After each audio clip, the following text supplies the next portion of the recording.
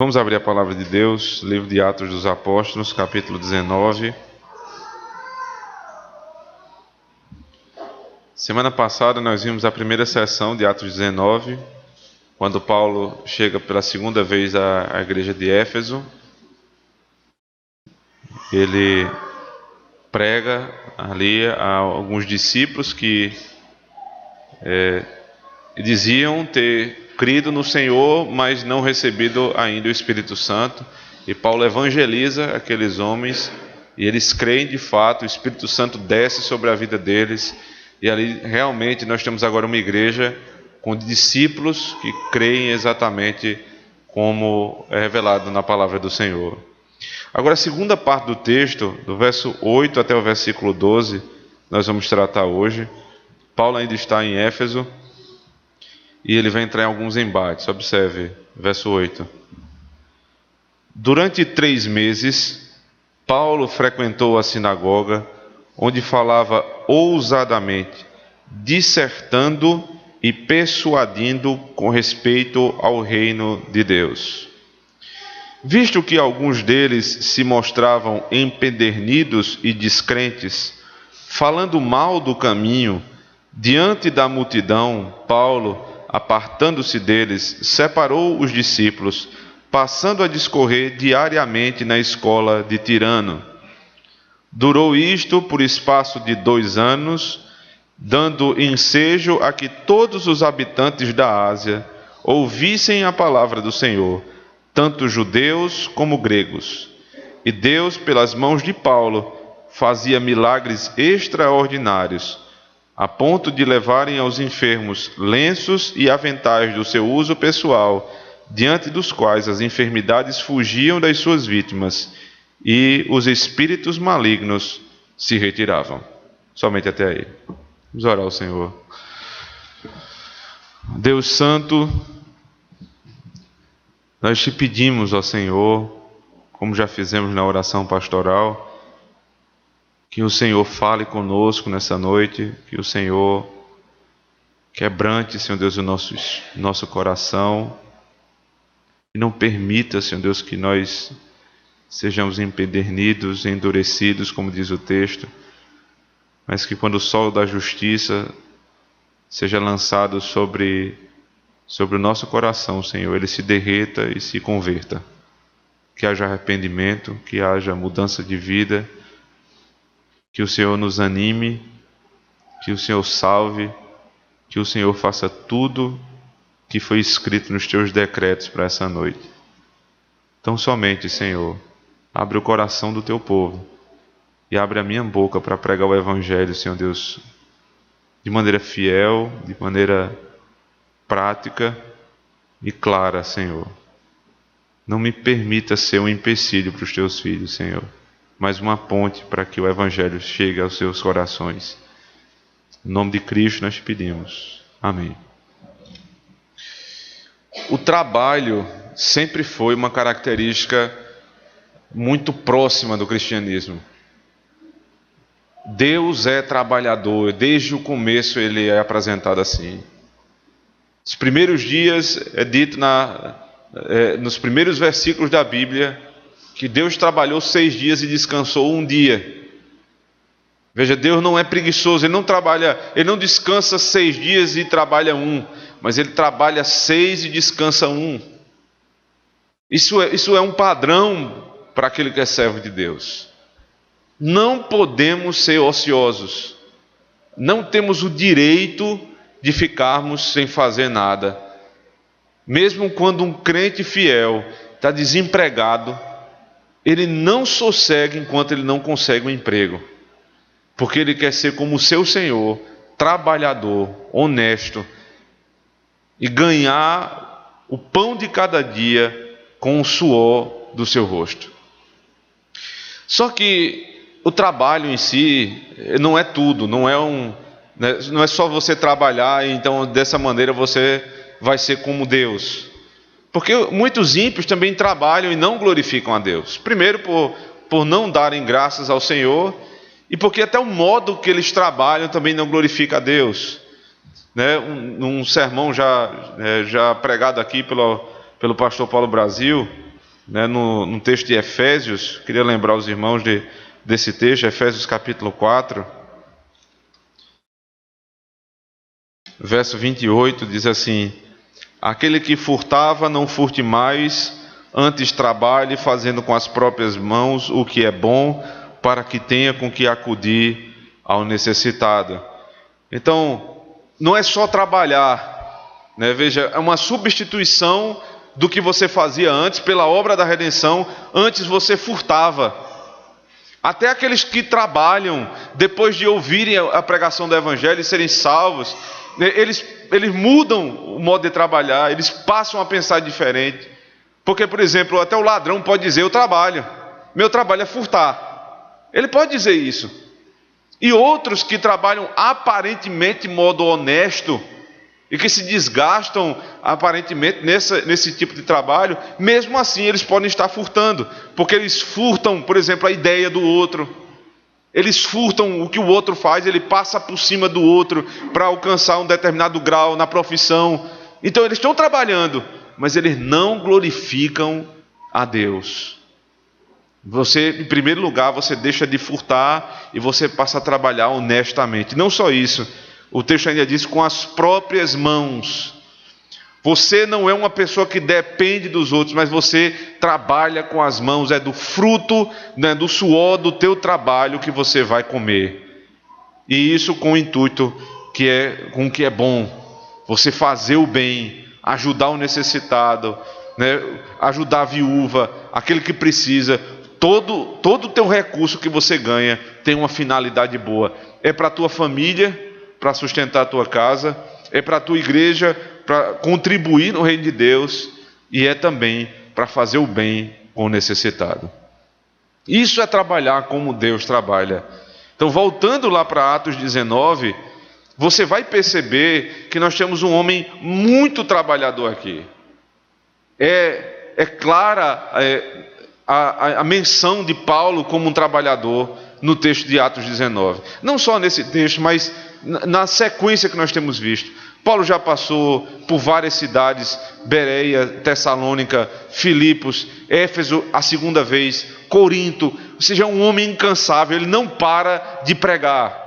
Isso já ficou claro no ambiente mais, né, abrangente da pregação de Atos. Em vários capítulos, Paulo não para de pregar. E é um sujeito trabalhador. Ele disse até mesmo, né, em Corinto, que quando foi necessário, ele até mesmo voltou um ofício que ele tinha, se unindo a Áquila e Priscila para trabalhar com as próprias mãos, fazendo tendas. Eu me lembro, quando eu estava pregando aquele texto, de um comentário de Matthew Henry, exatamente sobre essa atitude do apóstolo Paulo. Ele diz: isso é uma coisa impressionante, porque como é que um homem que lida com coisas e com assuntos que são, né, demasiadamente complexos, como quem prega a palavra, você está lidando aqui com culturas, línguas, gramática, teologia, filosofia. Como é que um homem que tem essa capacidade de cultura, ele passa a fazer tenda? Isso era humilhante para o apóstolo Paulo. Poderia ser, mas ele não vê assim, porque ele é trabalhador. Ele não tem medo de enfrentar o trabalho. Assim que foi possível, ele voltou a se dedicar novamente ao ministério. Mas quantas vezes fosse necessário, ele trabalharia fazendo tendas para não acontecer o que ele cita lá em 1 Coríntios capítulo 9, para que ninguém na igreja pudesse se levantar e dizer que Paulo era pesado para a igreja. Ele disse: eu tenho direito, mas eu vou trabalhar para que ninguém levante contra mim, que eu estou sendo sustentado, e para isso eu prego o evangelho. Paulo era um homem trabalhador. Mas não só isso, esse texto demonstra que ele era um trabalhador incansável. Veja, é difícil você ter num texto duas demarcações de tempo numa sessão tão curta como essa. Do verso 8 ao verso 12, duas vezes um período de tempo é citado. Observe verso 8. Durante 3 meses, Paulo frequentou a sinagoga, onde falava ousadamente, dissertando e persuadindo com respeito ao reino de Deus. Ele volta a falar agora no verso 10. Durou isto por espaço de 2 anos, dando ensejo a que todos os habitantes da Ásia ouvissem a palavra do Senhor. Então é dito que 3 meses ele pregou na sinagoga, e depois 2 anos ele pregou numa escola chamada Escola de Tirano. Por que o narrador vai citar 2 períodos de tempo em pouquíssimos versículos como esse? É porque ele está, mais uma vez, retomando essa característica do apóstolo Paulo. Ele não apenas trabalhava, ele não apenas fazia o que era bom com o seu trabalho, mas ele trabalha de maneira incansável, pregando o evangelho, instruindo a igreja. Ele não é como alguns pastores da nossa época, que porque tem um sermão para fazer por semana já estão cansados. Você leia, por exemplo, a biografia dos reformadores, quantas vezes eles pregavam. Leia os puritanos, quantas vezes eles pregavam. Especialmente João Calvino pregava todos os dias em Genebra. Todo santo dia ele estava com a Bíblia aberta pregando. Determinado livro, o título do livro é Calvino era assim. Ele diz que Calvino pregava tanto, era tão exaustiva a pregação dele, era sequenciada, que ele chegou a um ponto que ele não conseguia mais se preparar para o sermão. Isso ninguém pode usar de base para não se preparar para o sermão, ninguém é Calvino, né, em primeiro lugar. Mas ele não tinha tempo de se preparar para o sermão, porque mal ele terminava de pregar, então ele tinha outro. Então ele abria o texto no original, no grego, no hebraico, e ele começava ali a fazer exegese e hermenêutica, e aplicar e explicar aquele texto, porque o Espírito Santo tinha capacitado aquele homem. Ele pregava todos os dias, no domingo 2 vezes por domingo. Então é incansável o trabalho de um pregador. Ele trabalha não furtando, como alguns fazem aí, mercadejando a fé, mas ele prega o evangelho, como ele diz aqui no final do verso 8, veja, com respeito ao reino de Deus. Então o conteúdo não era mercadoria, mas era o evangelho do Senhor. E ele pregava para o bem do povo, para que houvesse conversão, para que houvesse mudança. 2 anos e 3 meses evangelizando uma cidade. É por conta de um texto como esse, irmãos, que eu tenho muita dificuldade com o que o pessoal chama de evangelização corpo a corpo, sair no meio da rua para evangelizar. Eu não estou dizendo que isso não tem efetividade nenhuma, preste atenção. O que eu estou falando é o seguinte: você pode, e já aconteceu muitas vezes, em uma só vez você falar para uma pessoa, a pessoa se converter. Isso acontece, é óbvio. Mas o modo pelo qual você vai cumprir a ordem do Senhor, a grande comissão do Senhor, não é simplesmente pregar para uma pessoa e nunca mais vê-la. Não é isso. Porque quando o apóstolo teve a oportunidade de estar na sinagoga, ele pregou 3 meses seguidos. Depois, na escola de Tirano, 2 anos seguidos. O que é isso? Discipulado. É tempo. É explicar os pormenores do evangelho. Então, se você investiu em alguém para evangelizar, não se contente de ter anunciado o evangelho de Cristo uma vez, porque existem muitas outras coisas que aquela pessoa precisa saber.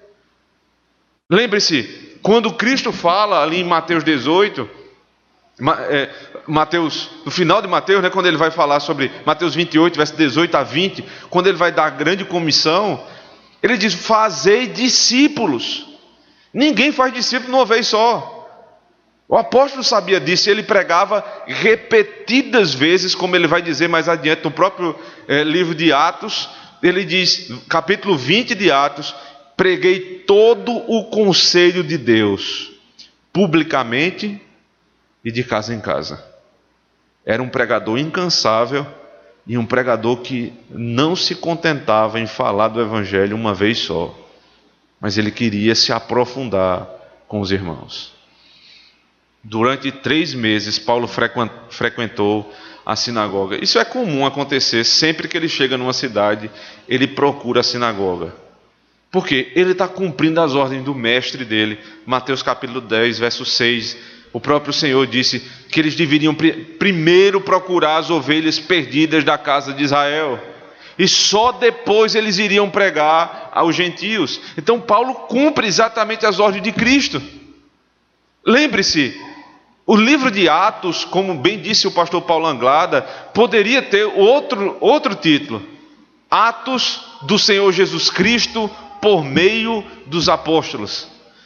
Porque tudo que vai acontecer no livro de Atos tem base na própria ordem do Senhor, no capítulo 1. Ele diz: vocês serão as minhas testemunhas em Jerusalém, Judeia, Samaria e até os confins da terra. Vocês vão pregar o evangelho. Então tudo que acontece aqui é com base na ordem do Senhor. Os atos são de Cristo por meio dos apóstolos. E ele vai pregar, veja o texto como é que diz: frequentemente a sinagoga. Ele frequentou a sinagoga. O que é que ele fazia na sinagoga? Onde falava ousadamente, dissertando e persuadindo com respeito ao reino de Deus. Um determinado comentarista disse: Lucas, ele amontoou verbos para dizer o que Paulo fazia. Mas por que essa citação tão sequenciada? O que é que ele fazia? Ou falava ousadamente, dissertando e persuadindo. São 3 características da pregação paulina. Primeiro, a característica ela é ousada. Ela não tem medo. O apóstolo Paulo era como o próprio Cristo. Lembre-se, quando Cristo estava diante dos fariseus, ali em João capítulo 6, texto difícil e complexo, ele disputando com aqueles homens, ele disse: sabe por que vocês não me entendem? É um motivo simples: porque vocês não são dos meus. Vocês não são filhos de Deus. Ele diz: mas nós somos filhos de Abraão. Ele diz: Deus pode suscitar das pedras um filho de Abraão. Mas vocês, na verdade, não são filhos de Abraão. Vocês são filhos de verdade de Satanás. Porque eu prego e vocês não ouvem. Você dizer isso para um fariseu, não pode temer o seu ouvinte. O apóstolo Paulo, quantas vezes foi direto ao ponto, explicando. Ele cita claramente lá em Filipenses capítulo 3, exortando a igreja: cuidado com os fariseus. Ele diz: cuidado com os cães. Isso é o tipo de linguagem que usava o apóstolo Paulo. Mas não é qualquer cão, não é um cãozinho de estimação que ele está falando ali. É aquele cão sarnento, aquele cão de rua, aquele cão que não é cuidado. Pronto, esses são os fariseus. E a pregação da nossa época, ela carece disso. Porque o politicamente correto já adentrou na igreja. E tem feito um estrago muito grande. Você percebe como a pregação sempre é um rodeio. Você nunca tem a mensagem direta. Você nunca tem aplicando. Eu vi um sermão do pastor Rodrigo Broto no presbitério, a semana fantástico, 2ª carta aos Coríntios, capítulo 3, e é dito no texto lá: aplicando a consciência. Não existe isso. E quando alguém tenta aplicar a consciência, o que é aplicar a consciência? É ferir a tua consciência. Isso é um trabalho que o pregador precisa fazer, sem ter medo. Se é o evangelho que está sendo pregado, se a aplicação ela flui do texto, se não foi inventada, mas é parte do próprio sermão, e deve ser recebido como palavra de Deus, não tem que ter medo. Vai ferir fulano de tal, o mais rico, o mais pobre, o que é assim, o que é assado, não importa. O pregador não pode temer a face de ninguém. Nós lemos isso em Deuteronômio 4, Deuteronômio 1, há semanas atrás. Não pode temer a face de ninguém. Um pastor que tem medo de pregar, porque fulano dá um dízimo maior, e porque ciclano é muito melindroso, E ele não vai passar por determinado texto, nem fazer aquela aplicação, porque vai fazer com que alguém fique desgostoso e se sentindo mal. Paciência para esse pregador, ele arruma outra coisa para fazer, porque ele é qualquer coisa menos pregador do Evangelho. Todo o sofrimento do apóstolo Paulo não é porque ele era politicamente correto, pelo contrário, porque ele dizia o que tinha que ser dito. Ele abria a boca e falava ousadamente. E onde é que ele estava? Ele não estava em casa, não. Ele estava dentro da sinagoga, ele estava dentro da casa dos judeus. E ele tinha negado muito do que os judeus pensavam. Erradamente, é verdade, eles pensavam. Então, a primeira característica de uma pregação bíblica, como a do apóstolo Paulo, é ousada.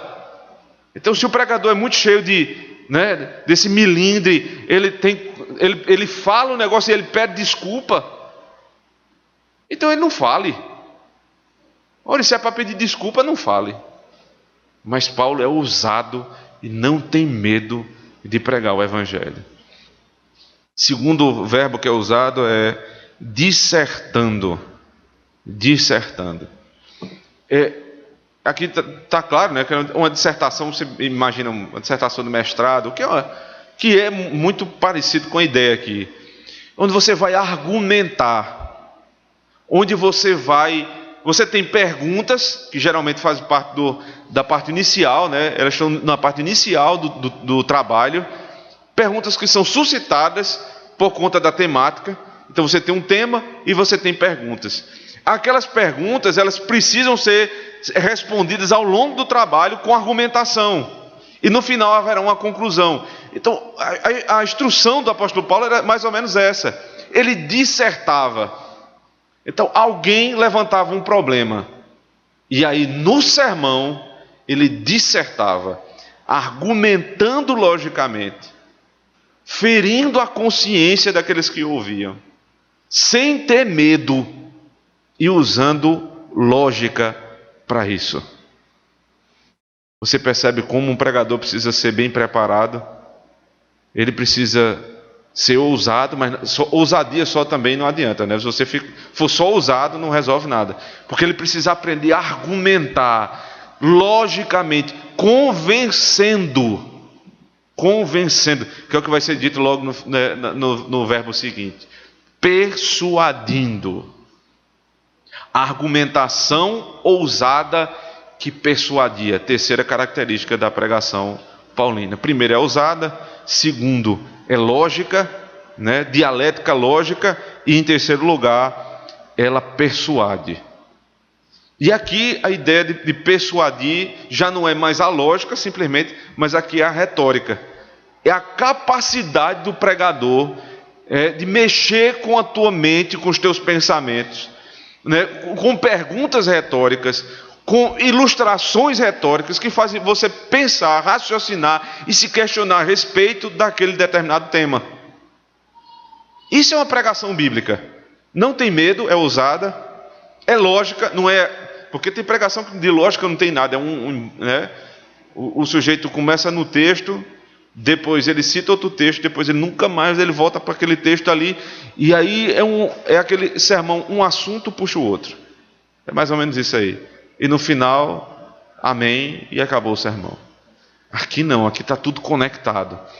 A ousadia conectada à retórica e à lógica.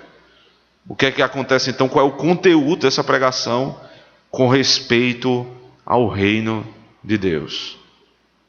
Pode parecer vago, né, o que é o reino de Deus, o que é que ele está citando aqui, mas o próprio final do livro de Atos, se você abrir comigo, o último capítulo, o último versículo, Atos 28.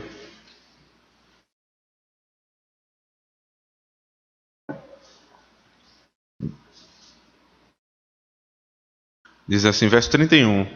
Pregando o reino de Deus e com toda a intrepidez, sem impedimento algum, ensinava as coisas referentes ao Senhor Jesus Cristo. Então o que é pregar o reino de Deus? É ensinar as coisas referentes ao Senhor Jesus Cristo. Então por que Lucas não diz, ele pregava o Evangelho? Porque o reino de Deus, eu entendo que com base na estrutura que Lucas está dando aqui ao fluxo de passagem de Paulo de uma cidade para outra, de uma cidade para outra, e em cada cidade ele vai deixando uma igreja, e ele vai constituindo presbíteros. Parece que ele usa esse termo reino ao invés de evangelho por um motivo aqui bem estratégico. Ele está dizendo, o reino está avançando. Então, o que o apóstolo Paulo está fazendo aqui pela pregação é conquistando novas cidades para o reino de Deus. O conteúdo é o evangelho, não mudou o conteúdo, mas Lucas está nos ensinando que aqui é uma guerra, é uma luta, e o reino está avançando. Só que não é como os outros povos avançavam seus impérios, né? Como o Império Romano da época, que chegava com armas, matando todo mundo, destruindo tudo, mas é com a pregação do evangelho do Senhor Jesus Cristo, ousadamente, fazendo com que as pessoas pensem logicamente e ferindo a consciência das pessoas com retórica. Então, dessa maneira, pregando o evangelho, o reino vai se expandindo. Agora, qual é o resultado disso? Verso 9. Visto que alguns deles se mostravam empedernidos e descrentes, falando mal do caminho, diante da multidão, Paulo, apartando-se deles, separou os discípulos, passando a discorrer diariamente na escola de Tirano. O resultado é esse aqui, né? Primeiro, parece que houve um resultado positivo, porque o último verbo que é usado, persuadindo, isso enseja uma conclusão. Alguém foi persuadido, ou seja, alguém creu. Então, nas pregações do apóstolo Paulo, dá a entender que alguém creu ali. Mas alguns, veja aqui, parece que ele falou de algo mais abrangente, muitos creram, e no verso 9, visto que alguns, aí ele diminui o grupo, se mostravam empedernidos e descrentes. É como se estivesse cego. Eles estavam cegos porque eram descrentes. Eu lembro do que o próprio Paulo, ele vai falar a respeito, né, de como os judeus eles leem o evangelho na carta aos Coríntios. Ele diz, porque todas as vezes que eles abrem o Antigo Testamento, o véu ainda está sobre os seus olhos, até o dia que o Senhor retira o véu. O que é retirar o véu? Revelar. Até que é revelado Cristo àquele homem. Então o que é que está acontecendo aqui?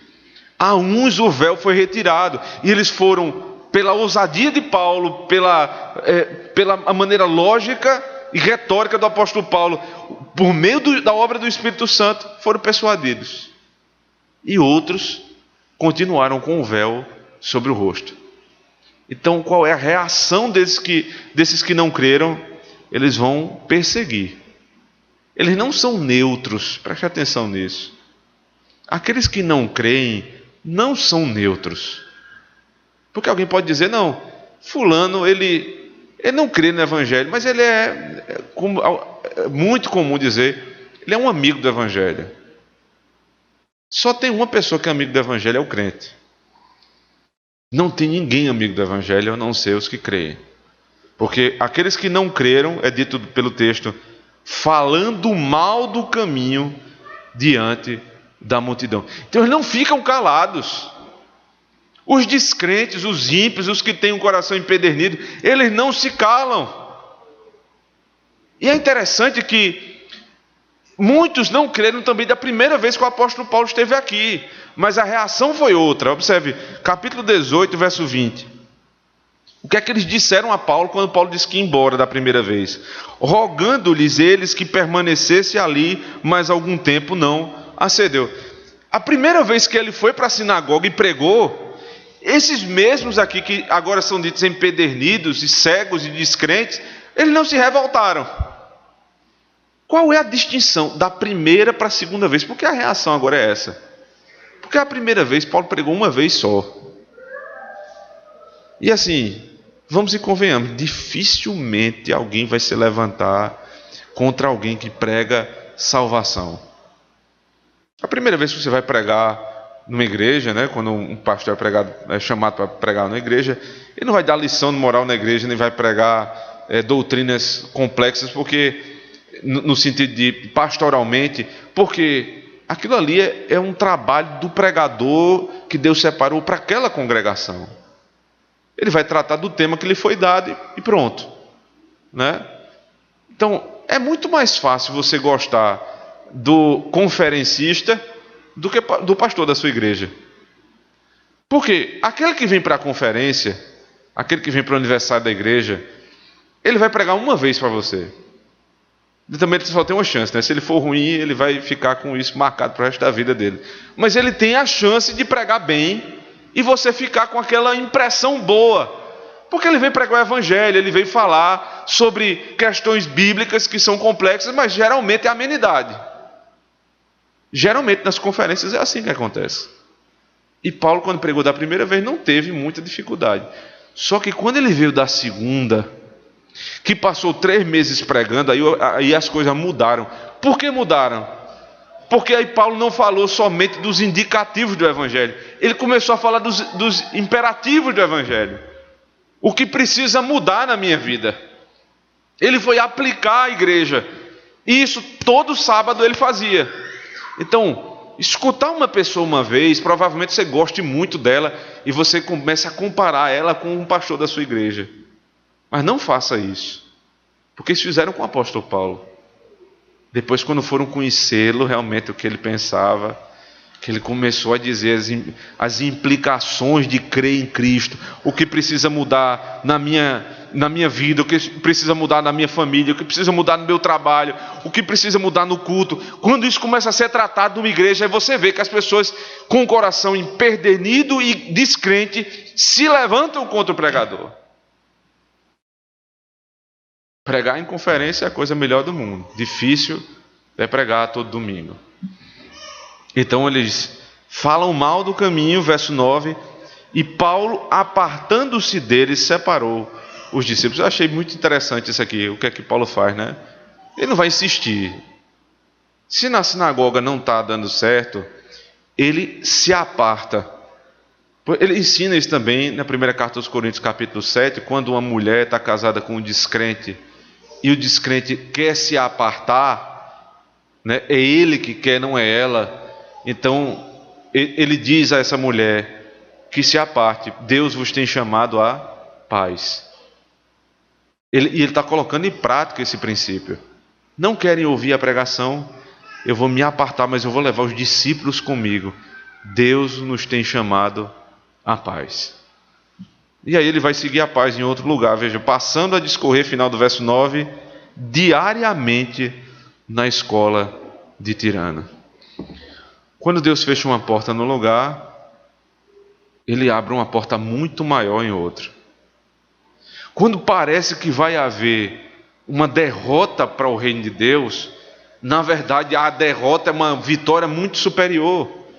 Porque o que acontecia na sinagoga? Ele só podia pregar no sábado, uma vez por semana. Só no sábado. Agora veja o que acontece aqui. Passando a discorrer diariamente. Por que o narrador diz isso? Porque ele está fazendo contraponto com o que aconteceu em cima. Então lá na sinagoga ele só pregava uma vez. Agora, quando os judeus pensaram que fizeram mal ao evangelho, na verdade fizeram bem. Porque agora ele vai pregar todos os dias. E na sinagoga só se pregava a judeu ou então a prosélito, aqueles que não eram judeus, eram gentios, mas se converteram ao judaísmo. Só que na escola de Tirano, a quem ele pode pregar? Verso 10, final do verso 10. A que todos os habitantes da Ásia ouvissem a palavra do Senhor, tanto judeus como gregos. Agora, ele não pregou somente a judeu, ele pregou ao judeu e também ao grego. Isso é uma lição para a igreja, irmãos. Quando uma porta está se fechando para o evangelho, e às vezes a gente pensa, onde está a promessa do Senhor que diz que as portas do inferno não prevalecerão contra a igreja? Como é que isso vai acontecer? E a gente fica angustiado, né, porque a obra missionária parece que ela está cambaleando e as coisas não estão caminhando como deveriam. Paciência, porque Deus está fechando uma porta para abrir uma muito maior. Era um dia por semana, só os judeus, agora 30 dias do mês para judeus e gregos. Qual o lugar que eles vão pregar? Ele vai pregar na escola de Tirano, verso 9. As informações a respeito dessa escola são poucas e vagas. Dificilmente a gente vai saber até quem é Tirano, mas alguns dizem que Tirano, a escola tinha esse nome porque esse era um homem tirano. Eu tenho dificuldade realmente com esse tipo de pensamento, mas parece que na verdade era um homem chamado Tirano. E provavelmente ele tinha aquela escola ali como um ambiente de debate, né? Um ambiente filosófico, teológico de debates. Na parte da manhã, durante toda a manhã, ele usava para os debates filosóficos. Aquele lugar era um salão, né, que era usado para debate filosófico. Só que a parte da tarde não tinha uso. E aí muitos judeus usavam aquele lugar para os debates teológicos. Muitas vezes saíam da sinagoga no culto da manhã e iam ter a parte doutrinária ali. Eu fiquei pensando, né, que parece até o culto que a gente tem, e depois a gente tem a escola bíblica dominical, que é uma parte mais doutrinária da estrutura de ensino. Então eles saíam da sinagoga, adoravam a Deus e iam para essa escola chamada escola de Tirano. E à tarde ele alugava sessões para que as pessoas pudessem usar ali para esses debates. Ninguém sabe se Paulo pagava com contribuições da igreja ou se ele voltou a trabalhar, porque até vai ser citado aqui, veja, verso 12, aventais do seu uso pessoal. Isso aqui é avental de trabalho. Então pode ser que Paulo voltou a trabalhar com tenda, inclusive aqui, para se sustentar e pagar o local de culto. Veja que homem trabalhador. Ele não só não recebia salário, mas até tinha disposição para trabalhar e pagar o aluguel de onde a igreja se reunia. E aí outro princípio aparece aqui, que quando quando há uma plantação de uma igreja, especialmente na plantação, porque depois as coisas vão se organizando, mas quando há uma plantação de uma igreja, que tudo ainda é muito difícil, e que os recursos são poucos, a igreja ainda não tem estrutura para isso, é possível e é saudável que nós tenhamos um local para cultos que não é exclusivamente para culto, porque de manhã eram debates filosóficos e de tarde você tinha o debate doutrinário bíblico. Eu me lembro como essa igreja surgiu. Surgiu primeiro na garagem de uma casa, né, porque nem o aluguel de uma sala tinha condição de pagar. Depois a gente foi para um auditório de um motel. E agora a congregação de João Pessoa, a nossa congregação de João Pessoa, a igreja litorânea, também está fazendo a mesma coisa. Um salão que é usado para muitas outras atividades e naquele período de tempo ele é usado para a pregação do evangelho. Isso é sábio, irmãos, isso é algo lógico. Ora, se mais adiante a igreja tiver condições de ter um local próprio, como nós temos agora um local que é próprio para isso, né, que foi separado para isso, ótimo. Mas se não tiver, lembremos o que é a igreja. A igreja não são as quatro paredes. A igreja não é o prédio. Se amanhã a gente não conseguir pagar a manutenção desse prédio, nós nos reunimos em qualquer lugar. É preciso sempre ter isso em mente. Isso aqui não é a igreja. A igreja é o povo de Deus. É móvel. É o tabernáculo. São os peregrinos. Não é o prédio. Então Paulo sabia muito bem. Essas coisas que parecem ser novas, né? Fulano disse, fulano está plantando uma igreja num hotel. Paulo plantou numa escola. E ali ele pregou o evangelho todos os dias em que ele teve oportunidade. Quanto tempo durou isso? Verso 10, observe. Durou isto por espaço de 2 anos, dando ensejo a que todos os habitantes da Ásia ouvissem a palavra do Senhor, tanto judeus como gregos. Então, 2 anos ele passou aqui na escola de Tirano pregando. Provavelmente tem um texto, um manuscrito antigo que diz que ele pregava da hora quinta à décima, então provavelmente das 11 às 4 da tarde. Provavelmente esse era o tempo em que ele passava pregando todo dia, 4 horas por dia. Era a pregação do apóstolo Paulo. E ele passou fazendo isso 2 anos. Então, qual é o resultado disso? A Ásia, que ele está falando aqui, não é a Ásia que você tem hoje no mapa, é a Ásia Menor, que é a região, né, ali acima de Israel, né, mais ao oeste de Israel, no mar Mediterrâneo. Então, toda aquela região ali, ela foi influenciada pela pregação do apóstolo Paulo. E isso pregando todo dia, 4 horas por dia. O evangelho se espalhou dessa maneira. E o reino de Deus avançou em toda a região. Agora, os últimos versículos, eles são bem complexos. Eles demonstram como é que essa pregação ela iria ganhando força em toda a região. Veja, verso 11. E Deus, pelas mãos de Paulo, fazia milagres extraordinários, a ponto de levarem aos enfermos lenços e aventais do seu uso pessoal, diante dos quais as enfermidades fugiam das suas vítimas e os espíritos malignos se retiravam. Que redundância, né? Milagre extraordinário. Milagre é uma obra extraordinária. Isso é por natureza, isso é definição, ou por definição, um milagre é uma coisa que não é ordinária. Então, por que o Lucas, que escreve o texto, diz milagre extraordinário? Porque esse tipo de milagre você não vai ver comumente. Não é comum ver alguém pegando uma peça de roupa, o avental do apóstolo, e levando para determinado lugar onde o enfermo vai ser curado e o endemoniado vai ser liberto.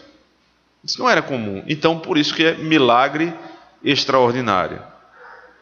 Mas esse também é aquele texto, ou um dos textos, que os neopentecostais eles usam para como que subsidiar as doutrinas dos infernos deles, né? Que eles começam a dizer que ele pega um copo d'água ungido, ele pega uma peça de roupa ungida. Até um desses aí, falsos apóstolos, que foi esfaqueado no meio de uma reunião deles, ele leiloou a camisa, coisa desse tipo, como se tivesse um poder, né, para curar as pessoas. Eles usam, por exemplo, Paulo fez isso. As vestes de Paulo curavam, então eu sou apóstolo, então também eu tenho esse mesmo poder. Só que, qual é o sentido aqui do apóstolo Paulo? Veja, primeiro, o fundamento de curar e libertar. Porque é dito, aos enfermos levaram os lenços e aventais do seu uso pessoal, dos quais as enfermidades fugiam das suas vítimas e os espíritos malignos se retiravam. Lucas é tão cuidadoso, né, inspirado pelo Espírito Santo, que ele separa os 2 tipos de milagres aqui. O enfermo e o que era possesso. E ele separa as 2 coisas para deixar claro que uma coisa não é a outra. Como eles mesmos dizem, né, que a enfermidade é possessão demoníaca. O texto não diz isso. O texto separa o enfermo do possesso. Agora, por que Paulo está fazendo isso? Essa é a grande pergunta que a gente tem que responder. Se você voltar comigo para o livro de Isaías, capítulo 61. Há uma profecia a esse respeito que é extremamente conhecida. Verso 1. O Espírito do Senhor Deus está sobre mim, porque o Senhor me ungiu para pregar boas novas aos quebrantados. Veja agora.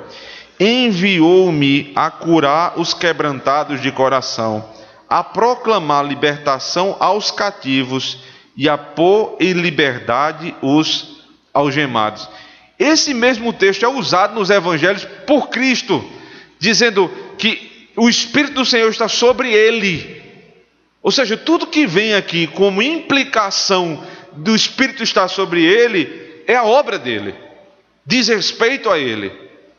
Então, quando o profeta fala que a unção do Espírito foi para pregar boas novas aos quebrantados e curar o enfermo, ele também liga isso a libertar o cativo.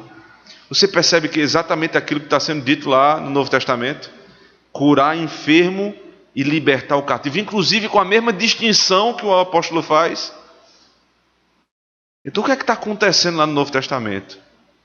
Cumprindo-se a obra de Cristo. Como é que Cristo anunciou a sua obra? Mateus capítulo 5, 6 e 7. Cristo é o profeta, o Sermão do Monte. Quando você vai para o capítulo 8 de Mateus, ele já não é mais o profeta, agora ele é o sacerdote. Ele vai curar o enfermo e libertar o cativo. Mas por que não veio primeiro a libertação e a cura para depois vir a mensagem da palavra? Porque a palavra precede a revelação de sinais. Isso é a estrutura da própria revelação. Por exemplo, Deus disse: eu vou tirar o povo da terra do Egito. É a palavra, é revelação. Então, acompanhado da revelação, vem o ato. O Senhor derrama uma praga sobre o Egito. E aí vem a interpretação do ato. Quando o Senhor diz que Ele vai libertar o seu povo, e se Faraó não permitir, Ele vai acabar com o Egito. Então, revelação, ato e palavra novamente. Palavra, ato e palavra.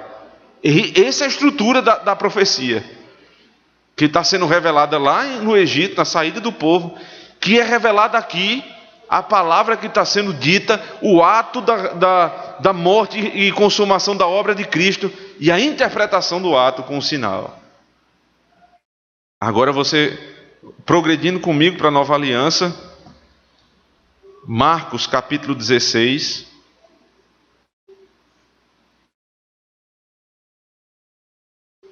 final do Evangelho de Marcos, o último texto.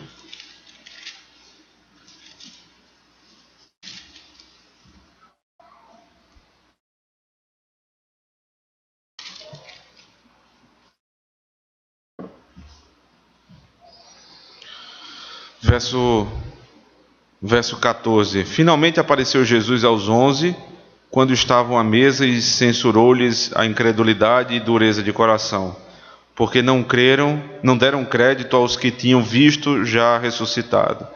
E disse-lhes: ide por todo o mundo e pregai o evangelho a toda criatura. Quem crê e for batizado será salvo. Quem, porém, não crê será condenado. Estes sinais hão de acompanhar aqueles que creem. Em meu nome expelirão demônios, falarão novas línguas, pegarão em serpentes, e se alguma coisa mortífera beberem, não lhes fará mal. Se impuserem as mãos sobre enfermos, eles ficarão curados. Aí o sujeito lê isso aqui e diz: pronto, eu faço do mesmo jeito. Ele acha que ele tem poder para fazer exatamente o que está sendo dito aqui. Porque qual é a condição? Não é crer? Sim, mas a questão é: a quem ele disse isso? Ele disse isso aos apóstolos. Ele não disse isso a você. Experimente você pegar numa cobra. Experimente. E veja se cumpre. Então não é bem assim. O que é que o texto está dizendo aqui? Os que creem farão grandes sinais. Quem são aqui os que estão sendo tratados? Os discípulos. Agora veja a segunda parte do texto, verso 19. De fato, o Senhor Jesus, depois de lhes ter falado, foi recebido no céu e assentou-se à destra de Deus. E eles, tendo partido, pregaram em toda parte, cooperando com eles o Senhor e confirmando a palavra, como? Por meio de sinais que os seguiam. Então, qual é o significado do sinal? É apontar para Cristo. É o único significado. Lembre-se, a estrutura é revelação, palavra, ato, palavra. Então, a revelação foi: eu estou indo para o céu e toda a autoridade me foi dada. Qual é o ato? Preguem o evangelho. Então, qual é a interpretação? Por meio dos sinais, esse evangelho tem poder. Você tem revelação, palavra, sinal, tudo isso com um objetivo: mostrar que a obra de Cristo é genuína e o Evangelho precisa ser crido. Agora, João capítulo 14, verso 12, diz assim: em verdade vos digo, aquele que crê em mim fará também as obras que eu faço, e outras maiores fará, porque eu vou para junto do Pai. Quem crê em mim fará maiores obras do que eu faço. Lembre-se da cena quando Jesus Cristo ele está em meio a uma multidão. A multidão cerca ele, os apóstolos ali tentando empurrar a multidão. E aí vem uma mulher conhecida por ser mulher do fluxo de sangue. E ali, ela nem quer uma palavra de Jesus. Ela tenta tocar na orla das vestes, ou seja, na pontinha da roupa do Senhor Jesus Cristo. E na hora que ela toca, Jesus diz: quem tocou em mim? E os discípulos dizem: Senhor, como é que o Senhor diz quem tocou o Senhor? O Senhor está no meio de uma multidão. Ele diz: não, mas eu senti que saiu poder de mim. Como é que aquela mulher foi curada? Ela tocou numa veste do Senhor. Então, como é que Paulo curava pessoas com os aventais e com os lenços? Porque aqueles que creem no Senhor, obras até maiores que as dele farão. Ambiente ainda de revelação, palavra, ato e a interpretação. Essa obra é do Senhor. Então, Paulo era só. Única notícia que nós temos aqui de outros homens crentes em Éfeso são mais os 11 que creram aqui na primeira sessão. Como é que ele iria abarcar toda a região da Ásia? Ele pregou todo dia, mas mesmo assim era impossível. Então, a pregação ia se multiplicando e as pessoas diziam: é verdade, está aqui o lenço. Minha filha estava doente e agora não está mais. O endemoniado, o cativo foi liberto. Lembre-se do que ele mandou dizer aos discípulos de João. João mandou perguntar: Senhor, és tu o Cristo ou devemos esperar outro? Ele disse: volte para lá e diga a João. Diga dessa maneira: o cego vê, o coxo anda, e é anunciado ao pobre o Evangelho do Senhor Jesus Cristo. Os sinais que comprovam a obra. É por isso que você vê num texto como esse milagres extraordinários. Então a igreja pode ainda fazer sinais grandiosos? Pode, não esse tipo de sinal, mas tem feito. Na época do apóstolo Paulo, no primeiro século, tudo que se conhecia era uma porçãozinha pequena da Bíblia, do mundo. E hoje você tem quase todos os países, o Evangelho já foi anunciado. Quase todos. Então isso é uma obra muito grande, feita com base no Senhor. O que é preciso a igreja entender? Nós não precisamos mais desse tipo de milagre. Não precisamos mais aqui de ficar chamando um demônio para conversar com o demônio, bater papo com o demônio, como se faz aí. Não é assim, mas é pela pregação do Evangelho. 2 meses, 3 meses, 6 anos, 10 anos, 20 anos, até que toda a nossa região ouça a palavra do Senhor. A igreja não pode ser preguiçosa e nem colocar toda a responsabilidade da evangelização nos seus pastores. Mas cada um dos irmãos é missionário por onde passa. Pregue o Evangelho, anuncie a obra do Senhor, não seja negligente, porque o nosso Deus é trabalhador e Ele te deu mãos e pés e boca para falar e fazer o que é bom. Não só para você, mas para o que necessita ouvir a pregação do Evangelho. Amém.